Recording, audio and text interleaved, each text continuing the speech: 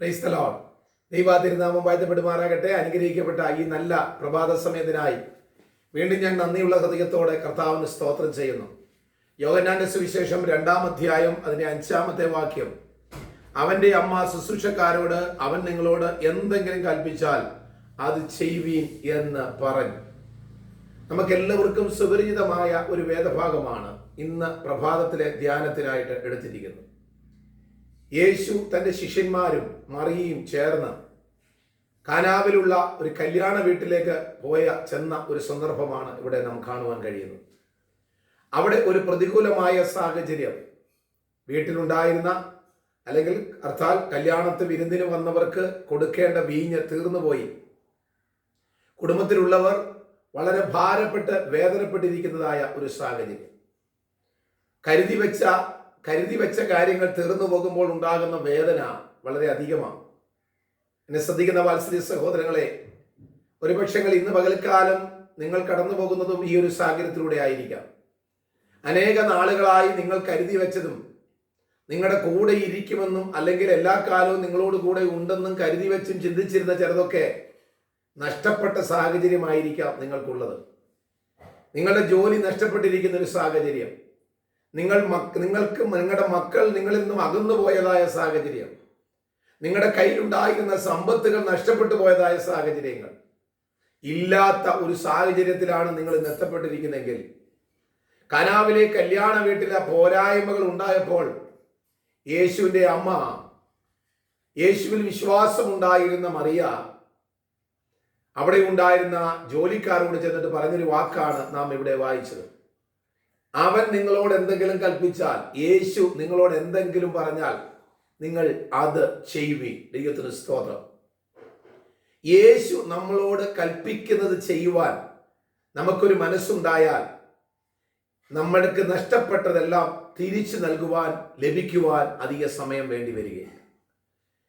ഈ കല്യാണ വീട്ടില് നഷ്ടപ്പെട്ടു പോയതായ സമാധാനം, നഷ്ടപ്പെട്ടു പോയതായ സന്തോഷം തിരിച്ചെടുക്കുവാൻ യേശുവിൻ്റെ വാക്ക് കേട്ട് ജോലിക്കാർ അതനുസരിച്ച് കൽപാത്രങ്ങളിൽ വെള്ളം നിറച്ചു. യേശുവിൻ്റെ കൽപ്പന അനുസരിച്ച് കൽപാത്രങ്ങളെ അതേ ഭക്ഷണശാലയിലേക്ക് എത്തിച്ചപ്പോൾ അത് രുചികരമായ അതേ മുന്തിരിച്ചാറ് പോലെയുള്ള ഒരു അനുഭവത്തിലേക്ക് അത് എത്തിച്ചേർന്നുവെങ്കിൽ, ഇന്ന് പകൽക്കാലം നിരാശയുടെ വക്കിൽ കൂടെ നഷ്ടപ്പെട്ട ചില വിഷയങ്ങളെ ഓർത്ത് നിങ്ങൾ വ്യാകുലപ്പെട്ട് യാത്ര ചെയ്യുന്ന ഒരു വ്യക്തിയാണെങ്കിൽ, ദൈവത്തിൻ്റെ പരിശുദ്ധാത്മാവ് പറയാൻ എന്നെ പ്രേരിപ്പിക്കുന്നു, നിങ്ങൾ യേശു ക്രിസ്തുവിൻ്റെ വാക്ക് കേൾക്കുക. നിങ്ങൾ എത്ര തിരക്കിൽ ഓടിയാലും അല്പസമയം ഒന്ന് നിന്ന് യേശുവിൻ്റെ വാക്ക് കേൾക്കുവാൻ മനസ്സുണ്ടാകട്ടെ. പ്രാർത്ഥനയിലും ഉപവാസത്തിലും ആരാധനയിലും ഇരുന്ന് ദൈവത്തിൻ്റെ ശബ്ദം കേൾക്കുകയും ആ ദൈവശബ്ദത്തെ കേട്ട് അനുസരിക്കുവാൻ മനസ്സുണ്ടായാൽ നിങ്ങളുടെ ജീവിതത്തിൽ നഷ്ടപ്പെട്ടു പോയ സന്തോഷം ദൈവം ഇന്ന് പകൽക്കാലം തിരിച്ചു തരും. എവിടെയാണോ നിങ്ങൾക്ക് ഏത് കാര്യമാണോ നഷ്ടപ്പെട്ടു പോയത്, ആ നഷ്ടപ്പെട്ടതിനെ ദൈവത്തോടുള്ള നിങ്ങളുടെ അനുസരണ കാരണം ദൈവം അതിനെ തിരിച്ചു നൽകുന്ന ദൈവമെന്ന് ഓർപ്പിക്കും. നിങ്ങളുടെ കുടുംബ സമാധാനം ഇന്ന് നഷ്ടപ്പെട്ടിരിക്കുകയാണോ? നിങ്ങളുടെ ജീവിതത്തിനകത്തുള്ള വ്യക്തിപരമായ സമാധാനം നഷ്ടപ്പെട്ടിരിക്കുകയാണോ? തളർന്നു പോകരുതേ. കർത്താവ് നിങ്ങളുടെ കൂടെയുണ്ട്. യേശു നിങ്ങളുടെ വീട്ടിൽ വന്നിട്ടുണ്ട്. യേശു നിങ്ങളുടെ സ്ഥാപനത്തിൽ വന്നിട്ടുണ്ട്. യേശു ഇപ്പോൾ നിങ്ങൾ യാത്ര ചെയ്യുന്ന വാഹനത്തിലുണ്ട്. നിങ്ങൾ ഇപ്പോൾ പ്രസംഗത്തിൽ ഈ വചനം കേൾക്കുമ്പോൾ നിങ്ങൾ എവിടെയാണോ ഇരിക്കുന്നത്, അവിടെ യേശുവിൻ്റെ സാന്നിധ്യം നിങ്ങളുടെ കൂടെയുണ്ട്. യേശു നിങ്ങളോട് കൽപ്പിക്കുന്നു. പത്രോസിനോട് പറഞ്ഞതുപോലെ, എൻ്റെ വാക്കിന് പത്രോസെ നീ വലയിറക്കുക.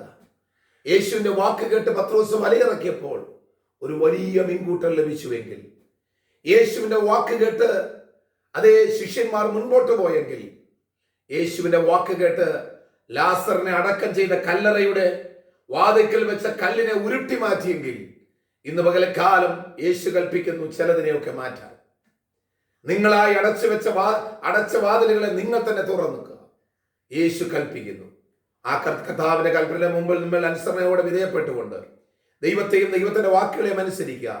നഷ്ടപ്പെട്ടത് എല്ലാം ദൈവം നിങ്ങൾക്ക് തിരിച്ചു നൽകാൻ പോകുന്നു. ഈ പകൽക്കാലം കനാവിലെ കല്യാണ വീട്ടിലെ പോരായ്മകൾ പരിഹരിച്ച് അത്ഭുതം പ്രവർത്തിച്ച അതേ കർത്താവ്, ആ ദൈവിക സാന്നിധ്യം ഇന്ന് പകൽക്കാലം നിങ്ങളുടെ ജീവിതത്തിലും ഇറങ്ങി വരുന്നു. അത് വിശ്വസിക്കുക, സമാധാനത്തോടെ നിങ്ങൾ അതിനെ ഏറ്റെടുക്കുക. ഈ വചനങ്ങളാൽ ദൈവം നിങ്ങളെ ഓരോരുത്തരെയും അനുഗ്രഹിക്കുമാറാകട്ടെ.